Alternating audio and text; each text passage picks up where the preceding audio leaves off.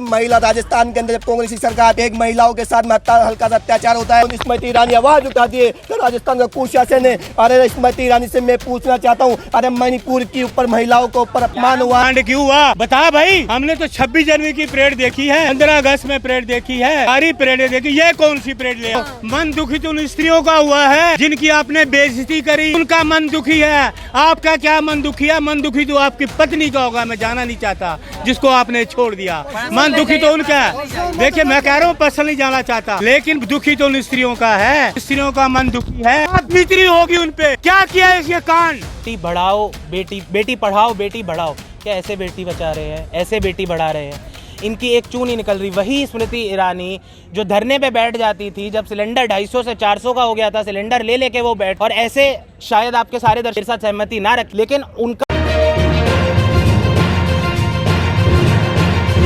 गया है, आज गिरफ्तार कर लोगे कल वापस हो जाएगा। एक सख्त से सख्त कानून बनाया जाए महिलाओं के सम्मान में, कि अब की बार ऐसा कोई करता है तो उसको बड़े चौराहे पर फांसी लगा दी जाएगी, ये कानून बनाए। महिला राजस्थान के अंदर जब कांग्रेस की सरकार थी एक महिलाओं के साथ में हल्का सा अत्याचार होता है तो स्मृति ईरानी आवाज उठाती है तो राजस्थान का कुशासन है। अरे स्मृति ईरानी से मैं पूछना चाहता हूँ, अरे मणिपुर के ऊपर महिलाओं को ऊपर अपमान हुआ है तो बोले तो सही कम से पर है, वो सिर्फ पर्दे के अंदर कमरे के अंदर छुपी हुई है। सर यूथ कांग्रेस कार्यालय पे खड़े हो ना कि बीजेपी कार्यालय पे, आप तो पक्ष की बातें करो। में बोलेंगे नहीं मैडम, हमारे पक्ष में नहीं, लेकिन आप सवाल तो सही उठाए।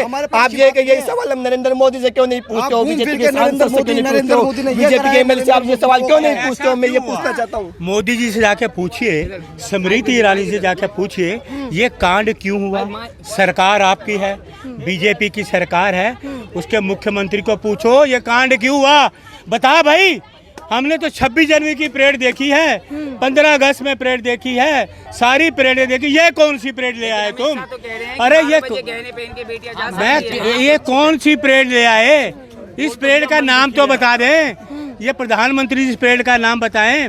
26 जनवरी की परेड देखी हमने। मन गुस्से में है, कौन को सजा होनी चाहिए कड़ी से कड़ी। कौन कहता गुस्से में? प्रधानमंत्री कह रहे हैं। अरे प्रधान मोदी जी का ओहो, मन दुखी तो उन स्त्रियों का हुआ है जिनकी आपने बेइज्जती करी, उनका मन दुखी है। आपका क्या मन दुखी है? मन दुखी तो आपकी पत्नी का होगा, मैं जाना नहीं चाहता, जिसको आपने छोड़ दिया।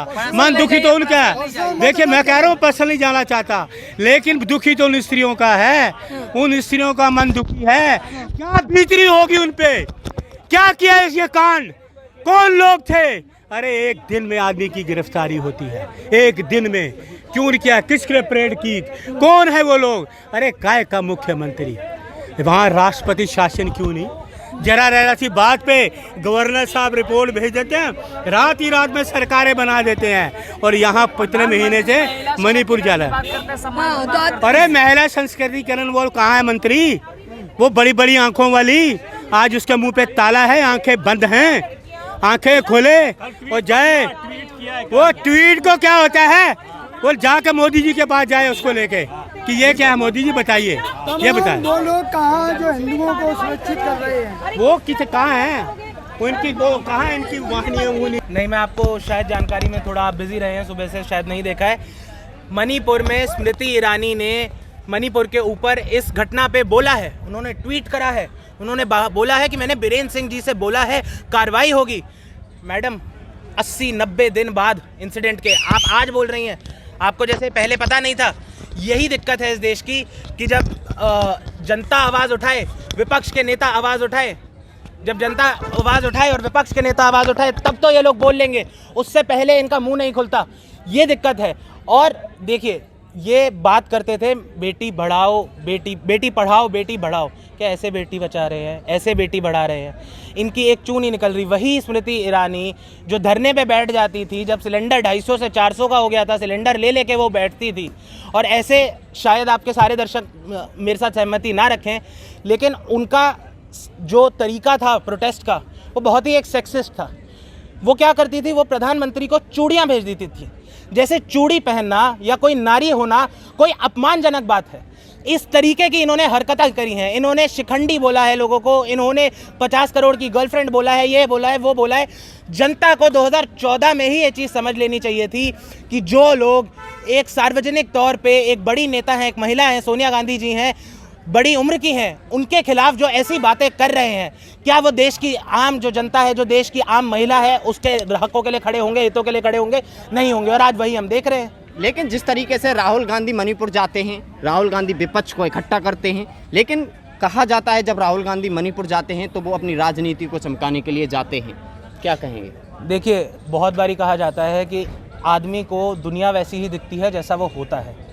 जब भाजपा के नेता और नरेंद्र मोदी ये कहते हैं कि राहुल गांधी ने कुछ भी करा है तो वो अपनी राजनीति चमकाने के लिए कर रहे हैं, तो वो बेस आईना देख रहे हैं। उन्हें लगता है कि भैया कोई भी अगर जनता का नेता है तो वो अगर जनता के बीच में जा रहा है, जनता के मुद्दे उठा रहा है, तो सिर्फ इसलिए कर रहा है क्योंकि उसे राजनीति चमकानी है।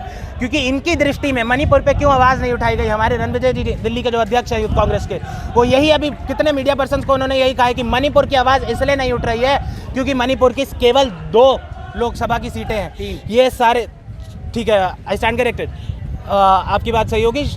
अगर 3 भी होंगी तो मेरे हिसाब से 2 हैं। वैसे मणिपुर में लोकसभा की उस प्रकार से सीट्स नहीं हैं जैसे उत्तर प्रदेश में है या हरियाणा में है या महाराष्ट्र में है। इसीलिए भाजपा के लिए, नरेंद्र मोदी के लिए उनकी कोई रेलेवेंस नहीं है। लेकिन राहुल गांधी को ये कोई मतलब नहीं है कि मेरी पार्टी यहाँ है या नहीं है। राहुल गांधी हर जगह जाएंगे और जनता की आवाज़ उठाएंगे, क्योंकि राहुल गांधी अपने आप को एक सूबे का नेता नहीं मानते, वो इस देश का नेता हैं, देश का नेता हैं। और बोलते हैं कि राहुल गांधी और समझदारी एक साथ नहीं हो सकती। संबित पात्रा वही व्यक्ति हैं मेरे ख्याल से जो नेशनल न्यूज़ डिबेट पे आके जब उनसे गंभीर सवाल पूछे जाते हैं, कहते हैं उई उई पुई पुई, बिस्कुट खाओ, चाय पियो। ये आदमी समझदारी की बातें कर रहा है। ड्रामा कंपनी में होना चाहिए इसे, लेकिन किसी तरीके से साउथ एवेन्यू में इन्हें एमपीज़ के साथ घर बना हुआ है, सांसदों के साथ। भगवान जाने इन्हें कैसे मिला हुआ है, क्योंकि सांसद तो ये है नहीं। हाँ, ये ज़रूर है ONGC के निर्देशक है, उसी ONGC के जिसके फंड मोदी जी सारे ख़त्म कर गए जाकि कुछ मित्र ऑयल सेक्टर में अपनी पकड़ बढ़ा सके। उसी ONGC के जहां पर संबित पात्रा जी डॉक्टर हैं, ठीक है, लेकिन ONGC से उनका क्या लेना देना है? क्या वो इंजीनियर हैं? पता नहीं। लेकिन सबसे बड़ा सवाल तो ये उठता है ना कि मणिपुर में डबल इंजन की सरकार है, केंद्र में बीजेपी है, मणिपुर में भी बीजेपी है। पिछले दिनों से 75 दिनों से ये घटना लगातार चलती चली आ रही है। आदिवासियों को घर से बेघर किया जा रहा है, लेकिन जब वो जंगलों में अपना घर बसेरा कर रहे हैं फिर भी उसके साथ वहाँ पर भी मारपीट और उनके साथ गलत हरकतें की जा रही हैं। और यही सरकार की विफलता है। देखिए, आप आजकल टीवी चैनल्स पे बहुत सारे पुलिस के महानिर्देशक, पूर्व महानिर्देशक, DGPs, ADGs आके एक चीज़ बोलते हैं और एक स्वर में बोलते हैं। भारत के जो तंत्र है, भारत की जो पुलिस है, जो सिक्योरिटी इस्टेब्लिशमेंट है इंडिया का, वो इतना मजबूत है कि कोई भी दंगा ऐसा नहीं है जो 24 घंटे के पार चल सके। तो कोई भी वायलेंस अगर इतनी लंबी चल रही है, इसका मतलब यही है कि या तो सरकार बिल्कुल ही विफल है और सिक्योरिटी इस्टेब्लिशमेंट को काम नहीं करने दे रही है, या वो सरकार मिली हुई है इस सब में। 75 दिन तक इस टाइप की वायलेंस तो शायद पार्टीशन के टाइम पे भी नहीं चली थी, जो आज